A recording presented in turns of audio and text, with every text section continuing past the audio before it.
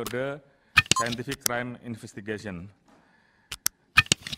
Meliputi mulai dari Syederalun Kapolri Jenderal Listio Sigit Prabowo mengungkapkan bahwa Divpropampori telah melakukan intervensi penyidikan kasus Brigadir J.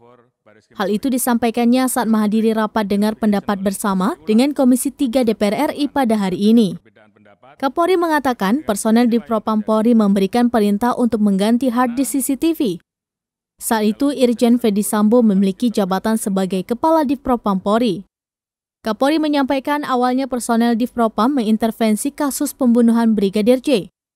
Kemudian penyidik bersama para saksi diarahkan untuk melakukan rekonstruksi kejadian di TKP. Setelah melakukan rekonstruksi, para saksi menuju rumah Irjen Ferdy Sambo di Saguling. Selanjutnya, personel Divpropampori menyisir TKP dan memerintah mengganti hard disk CCTV di pos security Duren 3. Kapolri menyebut hard disk CCTV asli di pos security itu kemudian diamankan oleh Divpropampori.